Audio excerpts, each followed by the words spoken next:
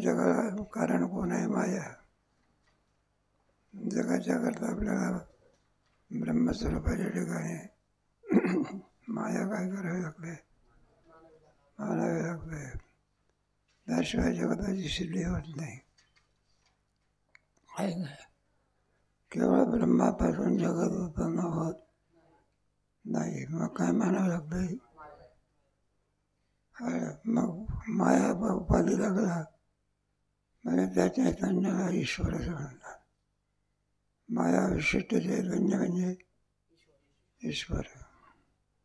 अनाविद्या उपाधी लागलं तर जीव होता. कल्पना विद्या येणे झाला जीव.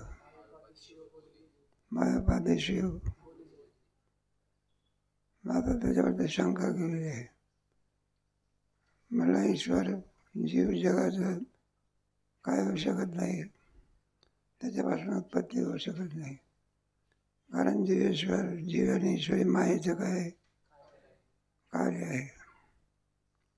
आता हे बघ, जीवेश्वर भाव मायेचं कार्य आहे असं जर म्हणलं, एका ठिकाणी म्हणतात ते कार्य आहे आणि विचार करते वेळी म्हणतात ते जीवेश्वर भाव अनादि आहे. जीव केव्हापासून झाला? ईश्वर ब्रह्मा आणि माया सुद्धा. मग एकीकडे म्हणतात ईश्वर जीव अनादि आहे आणि दुसरीकडे म्हणतात जीवेश्वर हे मायेचं काय कार्य आहे. तर अनादि कसं? अनादि असेल तर अनादि म्हणजे ज्याची उत्पत्ती सांगता येत, मग त्याला काय म्हणायचं? आहे काय? मग अनादि आहे तर कार्य कसं आहे काय? आणि कार्य आहे तर कार्य म्हटलं तर उत्पत्ती असते. घटाला काय उत्पत्ती आहे तर मग घट हे काय? मग त्याची संगती कशी लावायची? काल वाहून गेलं की आपला काल झाला ना आपला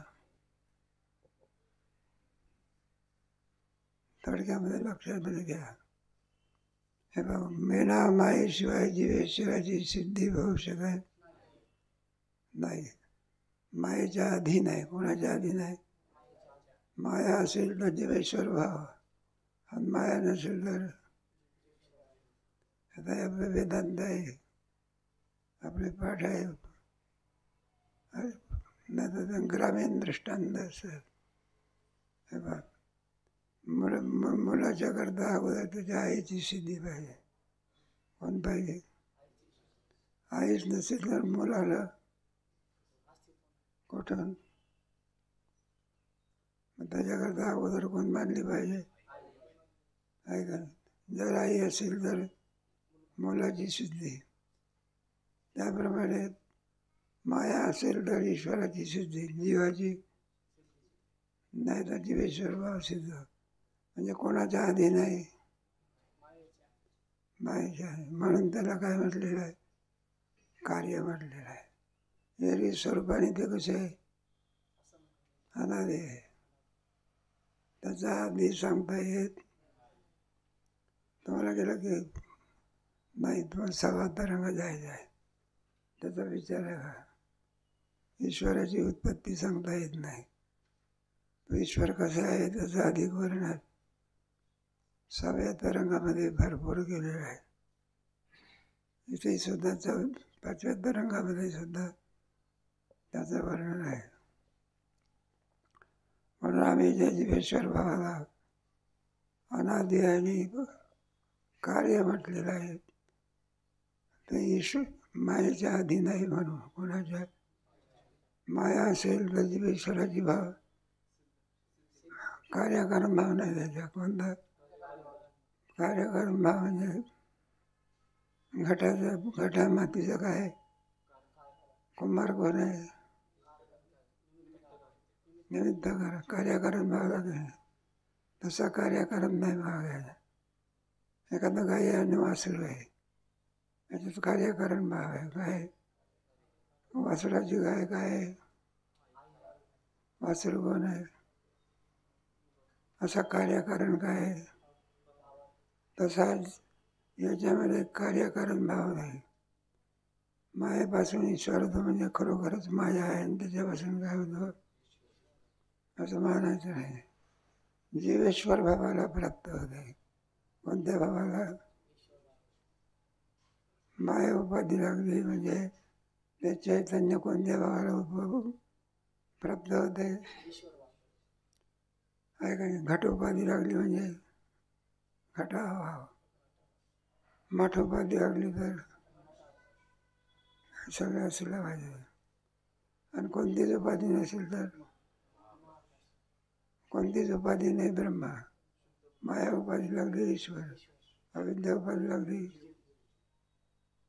म्हणून जीवेश्वर भाव जरी म्हटले तरी त्याची संगती असल्या पाहिजे. कारण शंकाकार घेईल ना,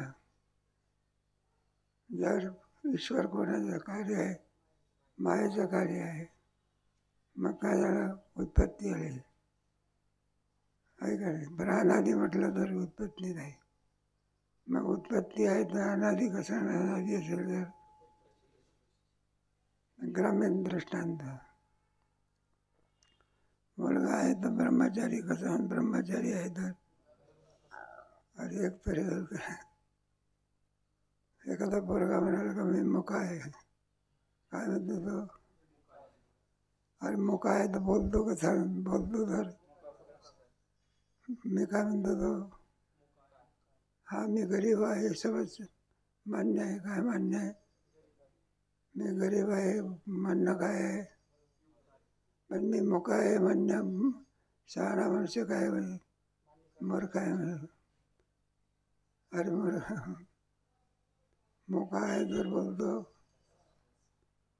आहे का? आणि बोलतो तर मुका. अरे का? त्याप्रमाणे जीवेश्वर भाव मायेमुळे प्रतीत होतात. म्हणून त्याला अनादी म्हणता येत नाही, आधी म्हणता येत नाही. मग काय? कोणत्याच रीतीने त्याचं वर्णन करता येत नाही. मग वर्णनच करायचं झालं अनादी आहे काय? मुळात स्वरूपाच्या ठिकाणी जीवेश्वर भाव नाही. मग कोणामुळे आले? अविद्येमुळे.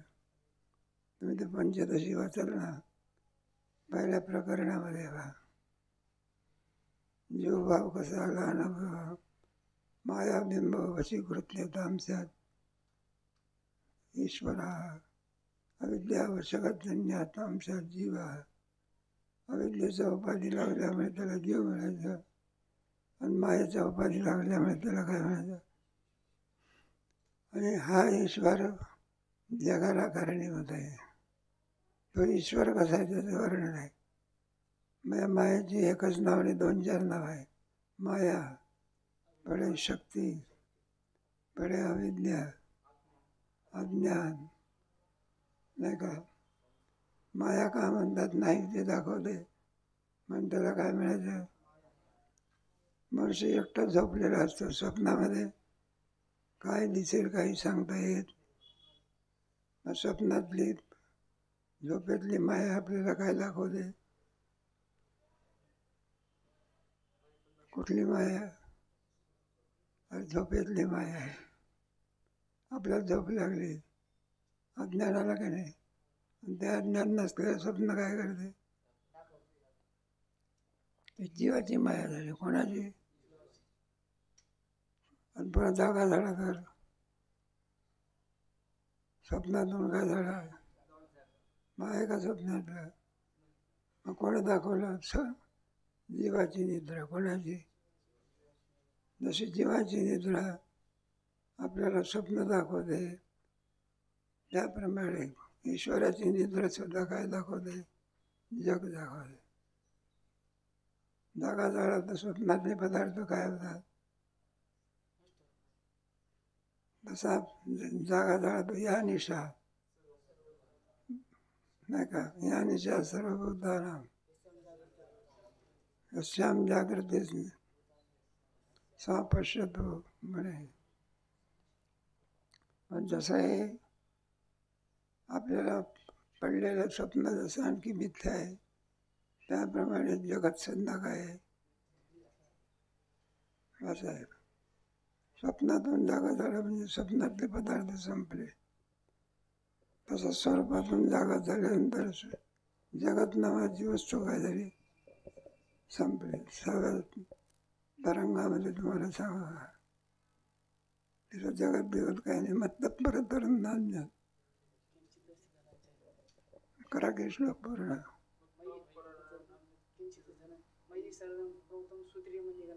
कष्ट येतात मतलब परत नान्य किंचित असते मयी सर्वमिदं प्रथम. सगळा कोण आहे परमात्मा. स्वप्नातून जागा झाल्यानंतर काय आहे एकटा. स्वप्न पडण्याच्या पूर्वी काय होतं स्वप्न पडल्यानंतर जागा झाल्यानंतर एकटा परमात्माच खरा आहे. जीवेश्वर भाव जे नाही नाही ते दाखवते तुला काय म्हणायचं माया. ब्रह्मस्वरूपावरती आवरण घालते अविद्या नाही. अविद्या आहे ना अज्ञान आहे. ब्रह्मज्ञानी जाती तुला अविद्या. आता ईश्वर सृष्टी कशी करतो याचा प्रकार चालू आहे. वाचा परिच्छेद क्रमांक 16 शेवटचा पॅरेग्राफ. ज्या चैतन्य आश्रित माया असते ते सामान्य चैतन्य तिचे विरोधी नाही, उलट साधक आहे. माया किंवा माया कार्य पदार्थामध्ये अस्तित्व भातित्व प्रतीतीस येते. काय वाचायचं. ज्या चैतन्य आश्रित माया असते ते सामान्य चैतन्य तिचे विरोधी नाही, उलट साधक आहे. तुम्हाला समज विशेष चैतन्य आणि सामान्य चैतन्य तुम्हाला विचारलं होतं दो मधला फरक काय करा. सामान्य आणि लाकडामध्ये अग्नी आहे कोणता आणि पेटवल्यानंतर कोणचा अंधाकाराच्या विरोधी कोण आहे विशेष अग्नी. सामान्य आणि अग्नी अंधकाराच्या विरोधी आहे का साधक आहे उलट. त्याप्रमाणे माया ही साधक आहे आणि तिच्यामध्ये पडलेला आभास जो आहे विशेष तो मात्र अज्ञानाच्या काय विरोधी आहे. आलं का लक्षामध्ये. सामान्य आणि सामान्याचा ज्ञानशास्त्राने विचार केलेला आहे आणि विशेष सामान्य बीजामध्ये वृक्ष कसा असतो आणि मग भूमीचा आणि पाण्याचा संबंध झाला म्हणजे आला कुठून अंकुर आला कुठून. बीज म्हणजे सूक्ष्म सृष्टी दिसत नाही पण आहे त्याला सूक्ष्म म्हणतात. आहे की नाही मानावं लागत असं.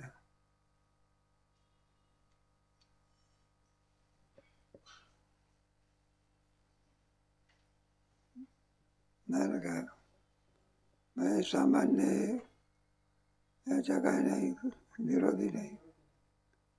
सामान्य अग्नी अंधकाराच्या काय नाही कोणता आहे मग.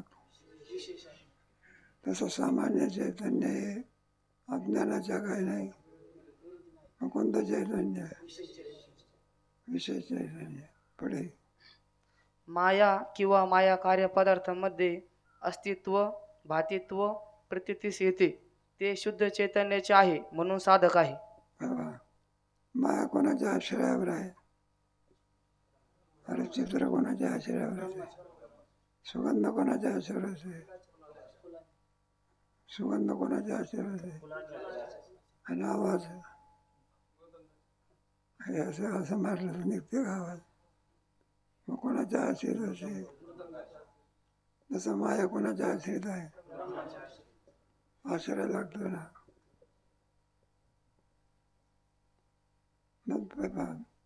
माझा एक मायेमध्ये पडलेला आभास हा विरोधी आहे.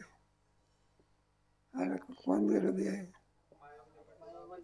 तिचं अधिष्ठान आहे ना सद्रूप पुढे. ब्रह्म कसा आहे पुढे काय करे ते ब्रह्म असंग स्वरूपात आहे. निर्विकार आहे. सद्रूप चिद्रूप आहे. हे सगळे भाव कोणाचे आहे चैतन्याचे आहे. पुढे तिचे विरोधी वृत्तीमध्ये प्रतिबिंबित असलेले चैतन्य किंवा चैतन्यास सहाय्य असलेली वृत्ती ही आहेत. याप्रमाणे मायाच्या स्वरूपाचा निर्णय झाल्यावर त्या मायाविशिष्ट चैतन्यास ईश्वर म्हणतात. ते मागे सांगितलेच आहे. थांबत जा. मग माया ज्याला उपाधी लागली त्या चैतन्याला कोणतं नाव आहे ते ईश्वर नाव. आणि अविद्या उपाधी लागली त्याला नाव कोणतं आहे ते जीव. आपण कोण आहोत? ईश्वर कोण आहे नाही सांगते. तर 4 लाख लोक आहे ते ईश्वर मानत नाही. जीव मानतात मात्र. काय मानतात? त्याला वाट सांगितलं मला तुम्ही ईश्वर मानत नाही. का मानत नाही ईश्वर असा प्रश्न द्या. तोंडला दिसते कुठं ईश्वर दिसते का? ईश्वर जर दिसला असता तर एकही माणूस नास्तिक राहिला नसता. पण तो दिसत नाही. काय होत नाही म्हणून नास्तिक लोक ईश्वर काय करीत नाही मानत नाही. आता ईश्वरच मानत नाहीत भक्ती कोणाची करणार? अरे ईश्वराचं ज्ञानच नाही तर भक्ती कोणाची करणार? म्हणजे ईश्वर मानत नाही ना लोक त्यांनी आपली मोठी हानी करून घेतलेली आहे. विसरली दया पचती लखानी. ईश्वर नाही म्हणून ईश्वर भक्ती नाही. आणि ईश्वर भक्ती नाही म्हणून ऐसे होते तरु द्रोण लोह लोष्टाणी पाषाण. ज्ञानेश्वर महाराजांना वेदनात माझी भक्ती बिन अगा पृथ्वीवरी पाषाण निंबा निंबोळ्या. काय काय शटराचं खापरी ते कोणाच्या उपयोगी नाही. काय फायदा आहे का? म्हणून नाही जैसी भक्ती ते पतित हरिजी भक्ती भी न पशु छोटवेने कैसा नात्म्याचा हरिपट आहे ना त्याच्यामध्ये आहे. नामाविन मुख जीवान में काळ लावणे जीवान में काळ सर्व पुढे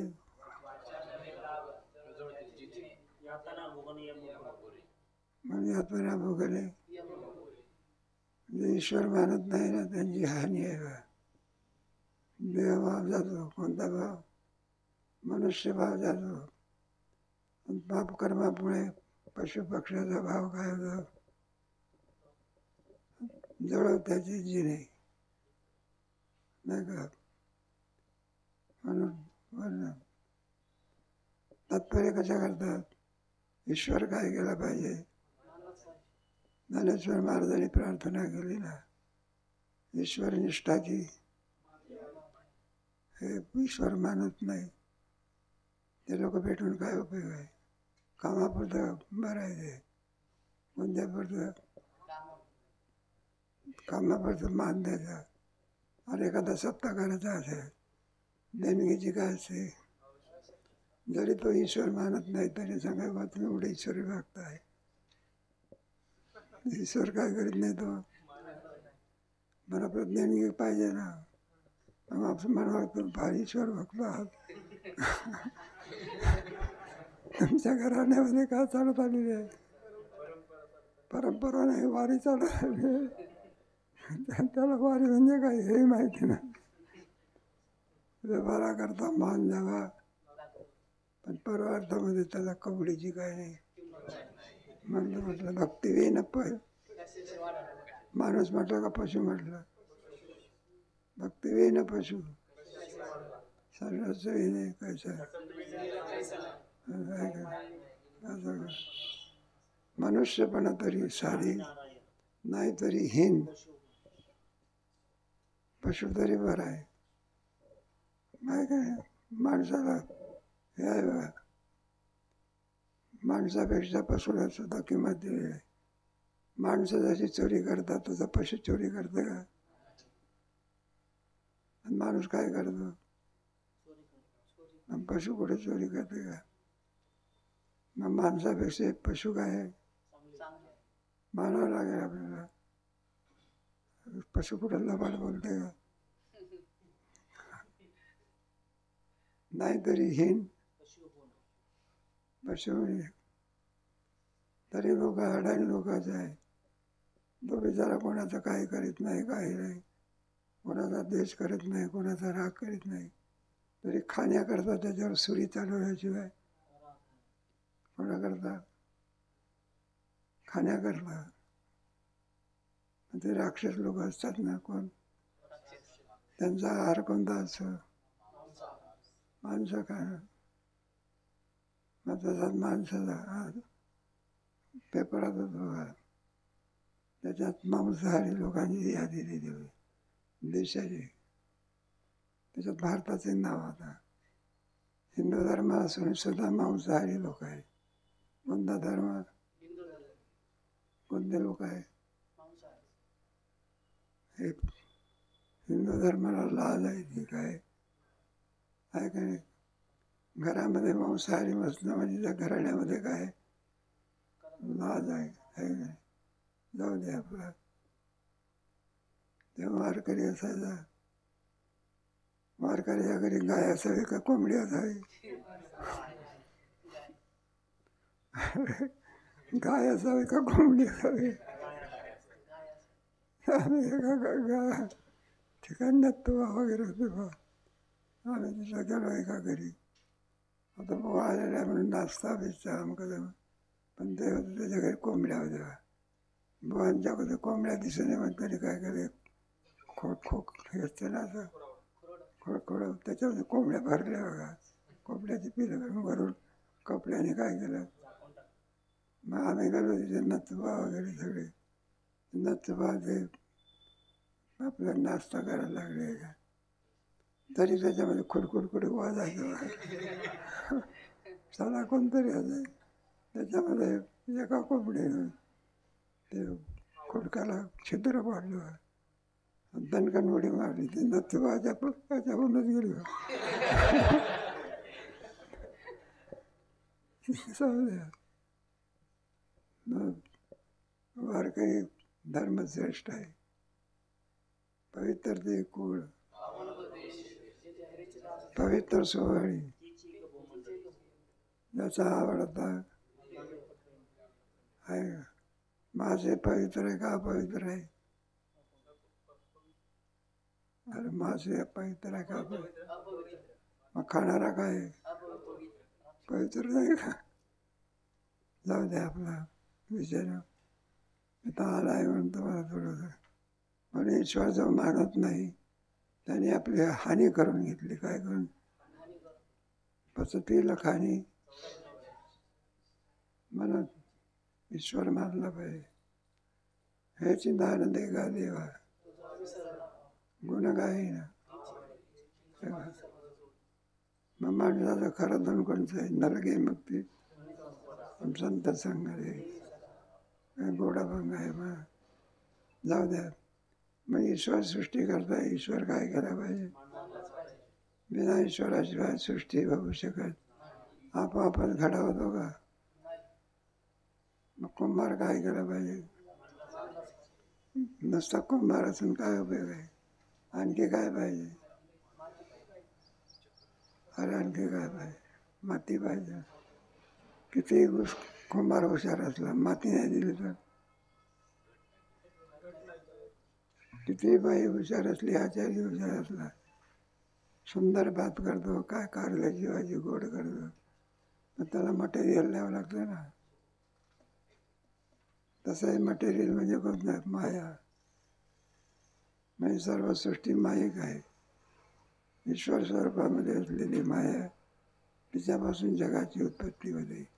क्रमाक्रमाने सांगायचं आहे वाचा.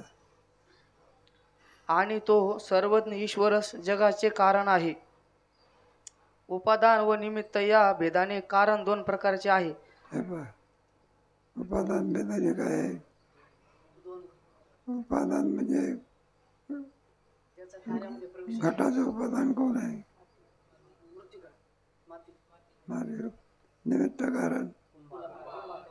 निमित्त कारण का म्हणायचं कुंभाराला? अरे निमित्त कारण का म्हणायचं? आता होऊन गेली म्हणा परीक्षा, आता काय आहे?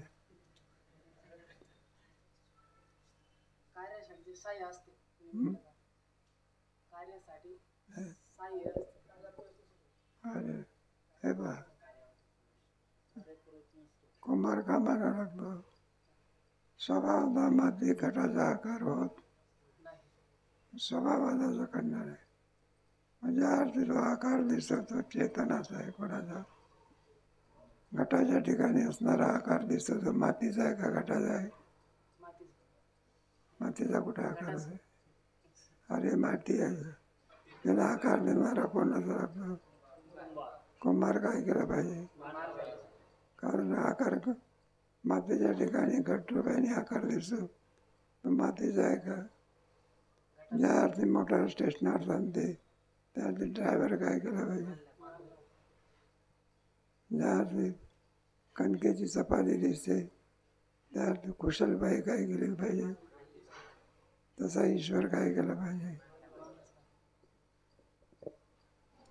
जसा कोळी आपल्या जाळ्यास उपादान व निमित्त कारण असतो, त्याचप्रमाणे ईश्वर जगतास उपादान व निमित्त कारण आहे.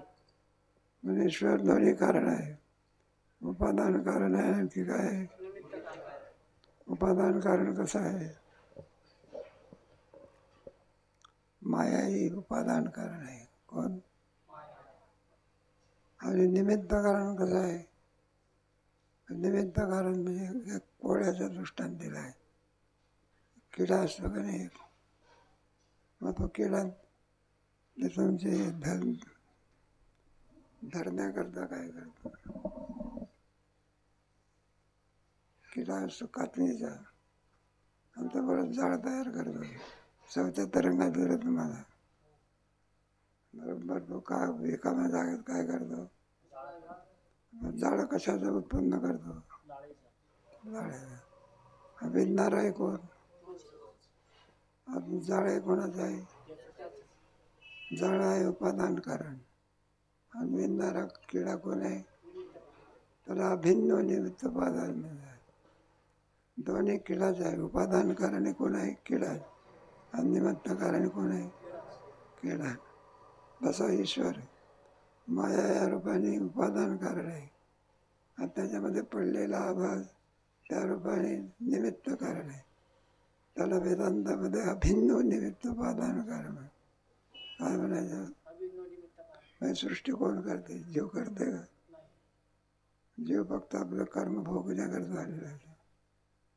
जे काही कर्म असेल ना ते भोगण्याकरता जीव काय असेल ते. जीवाच्या ठिकाणी समता दिसते का? विषमता दिसते. विषमता आहे की कोणी गरीब आहे, कोणी काय श्रीमंत आहे, कोणी कसा कोणी कसा. मग सारखेपणा काय नाही. प्रत्येकाचं पुण्य आणि पाप समान आहे का विषम आहे? सगळं एकाच आईच्या पोटी 5 मुलं जन्माला येतात. प्रत्येकाचं प्रारब्ध सारखं असते का भिन्न भिन्न असते? एखादं दुकान लावतो, एखाद्याने किराणा दुकान लावलं, त्याच्या मित्राने किराणा दुकान लावले. शेजारी दोन्ही दुकान आहे. एखादं दुकान असं चालते पुढ्या बांधून राहायला सारखं गिऱ्हाईक येते आणि एखाद्या दुकानामध्ये काही नाही माशा मारत बसलेला असते. ज्याचं त्याचं प्रारब्ध काय म्हणावं लागते? प्रारब्ध भोगण्याकरता इथे जीव आलेला आहे. आणि प्रारब्ध भोगत असताना पाप आणि पुण्य होत असते. काय होते? तिथं जाते श्राद्ध आहे. त्याच्यामध्ये पाप कशामुळे होते आणि पुण्य कशामुळे होते? वेद कर्म केलं तर निश्चित कर्म केलं तर निश्चित कर्माचे फळ, पापाची फळ, सगळं दुःख आणि पुण्याचं फळ. मग ते रोग कशामुळे येत असतात? नाही, रोगाची यामुळे, रोगाच्या रूपाने काय होतं ते पाप येत असतं. मग एखादा मनुष्य म्हणतो ना, म्हटलं मागच्या जन्मात आम्ही काय केलं असलं पाहिजे, नाहीतर आम्हाला कोणतं व्यसन नाही, काही नाही, काही नाही, तरी आम्हाला हा रोग कसा? मग मागच्या जन्माचं काय म्हणायचं? पाप मारायचं. या जन्मात नाही केलं, कोणत्या जन्मात? पुढे पूर्ण नाभीपेक्षाही स्वप्नाचा दृष्टांत श्रेष्ठ आहे.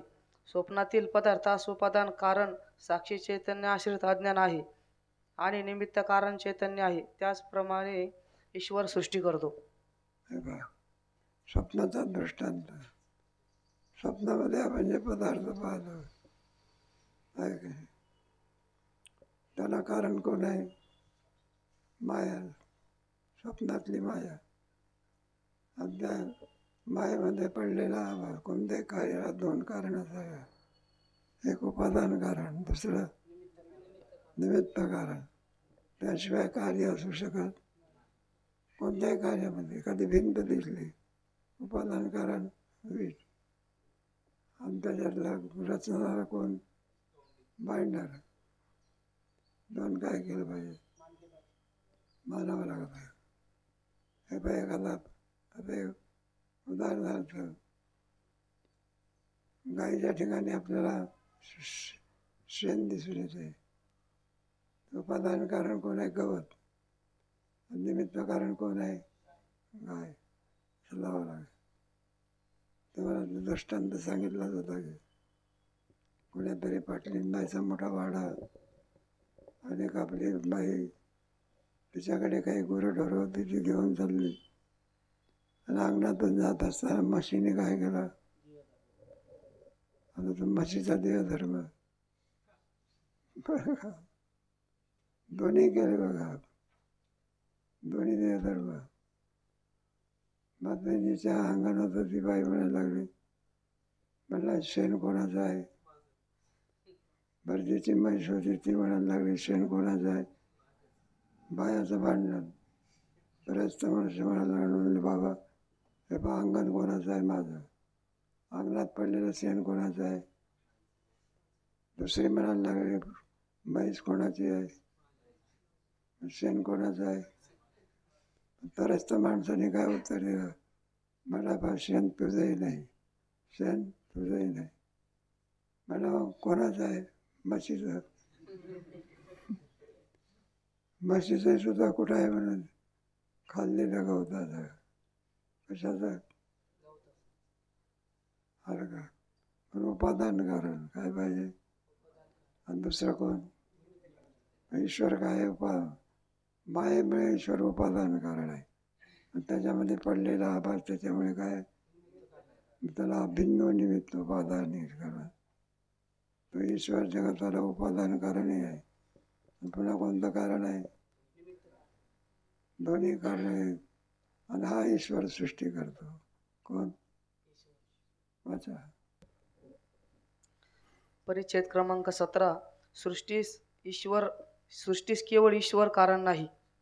ईश्वर सृष्टी निर्माण करतो, त्यास केवळ ईश्वरीच्याच कारण नाही. मग सृष्टीला कोण कारण नाही? मग कोण कारणीभूत आहे? जीवाचे कर्म ही कारण आहे. गत कल्पाच्या प्रलयकाली जीवाचे कर्म आपले फल देण्यास सन्मुख होत नाही. आणि सृष्टीचा प्रकार चाललेला आहे. ही जी सृष्टी दिसते ना, तिला कारण केवळ ईश्वर नाही. मग जीवाचं काय? केवळ ईश्वर असला तर जीवा ईश्वरावर विषमता दोषील काही. अरे ईश्वरावर तक्रार आहे ना, ईश्वरावर काय आहे? मग ईश्वराने सृष्टी निर्माण केली. मग त्यात तक्रार केली. पशुही कोणा निर्माण केले? माणूस आहे. ऐकलं. मग माणसाला 2 हात आणि 2 काय दिले? म्हटलं आम्हाला कोण 4 पाय दे, 2 हात का दिले नाही? अरे जर तू सृष्टी करत आहे, विषमता नावाचा काय आला? पशुला किती हात दिले? 4 पाय दिले. कुठे दिले? बाकी कुठे दिलं? मग ईश्वर बरं सरळ चालतो का पशु? कसा चालतो? मनुष्य. मग ईश्वराला ते फिर्याद केली. मग ईश्वराने सुद्धा सांगितलं, म्हणलं बा तुम्हाला मनुष्य देह दिला होता कोणता? त्याच्यामध्ये तुम्ही पाप केलं. आडवे चालत होते. कसे चालत होते? मग तुम्हाला देह कोणता दिला? आडवा. अरे म्हटलं 2 हात का दिले नाही तुम्हाला?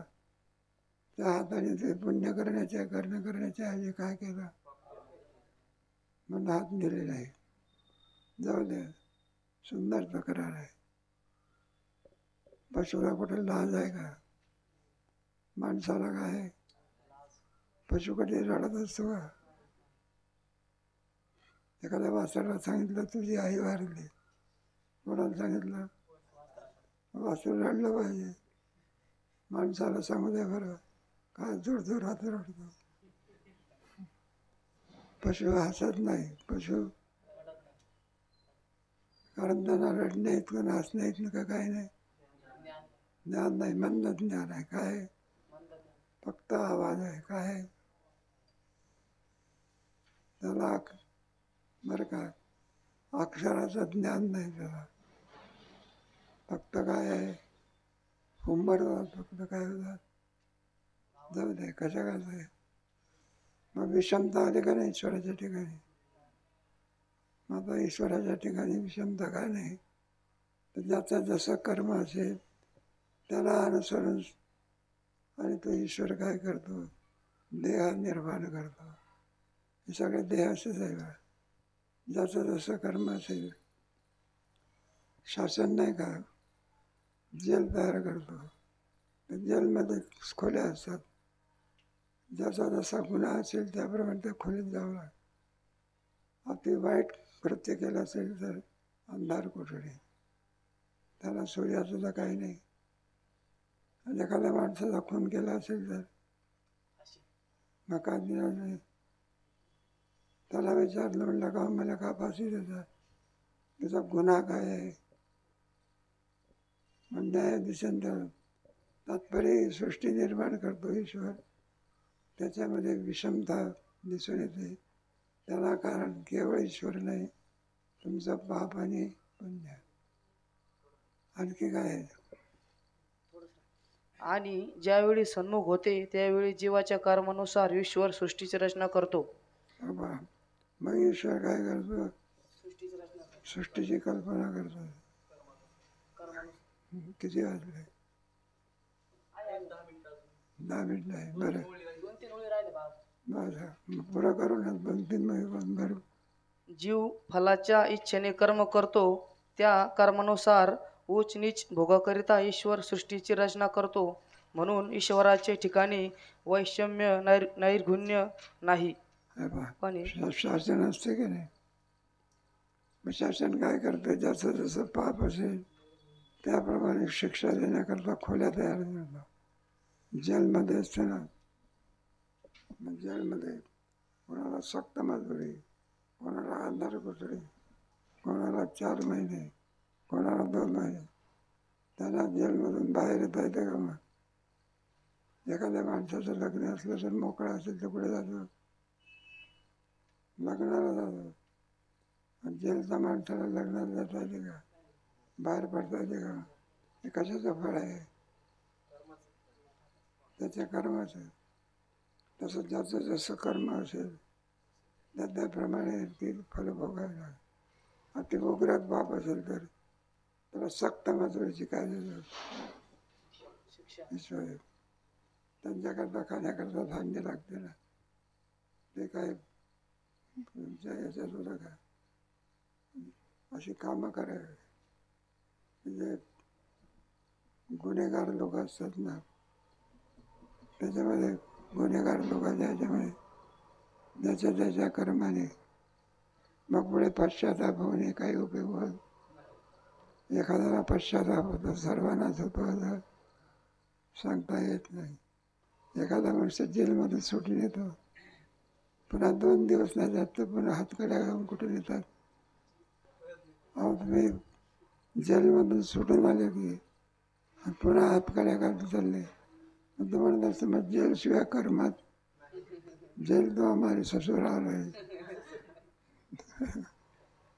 मग सृष्टीकारक निर्माण करण्यामध्ये ईश्वर स्वतंत्र आहे का परतंत्र आहे? नाही सांगता येत. अरे सृष्टी निर्माण करण्यात स्वतंत्र ईश्वर स्वतंत्र आहे का? स्वतंत्र नाही, परतंत्र. तुमचं जसं कर्म असेल, केले कर्म झाले. शिक्षा देण्यामध्ये न्यायाधीश स्वतंत्र असतो का परतंत्र असतो? जसा ज्याचा गुन्हा तसा काय त्याला, जसा मोठा गुन्हा असेल तर 6 महिने सक्त मध्ये, त्यापेक्षा मोठा गुन्हा असेल तर अंधार, आणि खून केला असेल तर न्यायाधीश देत असतो. कोण देतो? मग तसा ईश्वरी कोण आहे? ज्याचं जसं कर्म असेल तशी सृष्टी निर्माण करतात. ईश्वराच्या घरी कोणत्याही प्रकारे दोष तो सारखा आहे सर्वाला. मग आपल्याला पाप पुण्यात भोगावं लागतं, दुःख भोगावं लागतं. हे आपल्या पाप पुण्याचं काय? जैसे ज्याचे कर्म तसं त्याचे फल घेतो. तुम्हाला गेला की मागच्या 4थ्या तरंगामध्ये एक ईश्वर काय करावं लागतं? कोण मानत नाही ईश्वर. आणखी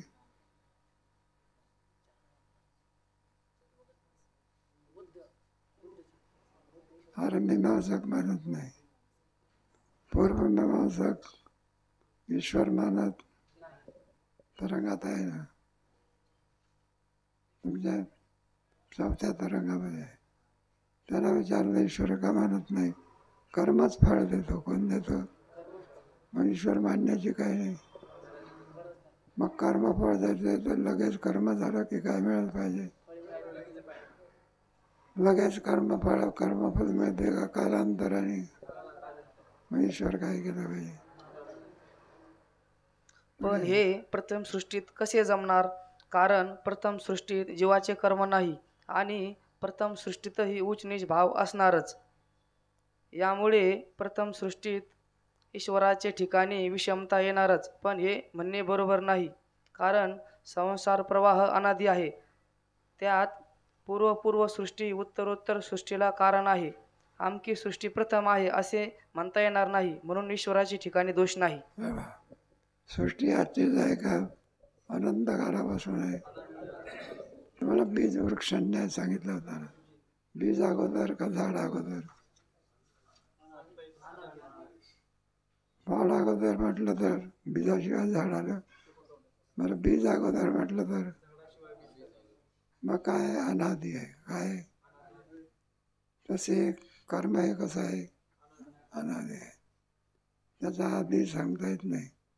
पण पहिल्या सृष्टीमध्ये विषमता होण्याकरता कर्म आणलं कुठून? अनादी. कोणता शब्द ठेवला मग? अच्छा, संपला का? पुढचं काय आहे? परिच्छेद क्रमांक 18 सृष्टीच्या उत्पत्तीचा प्रकार. आता हा प्रकार कधी सांगू माझा?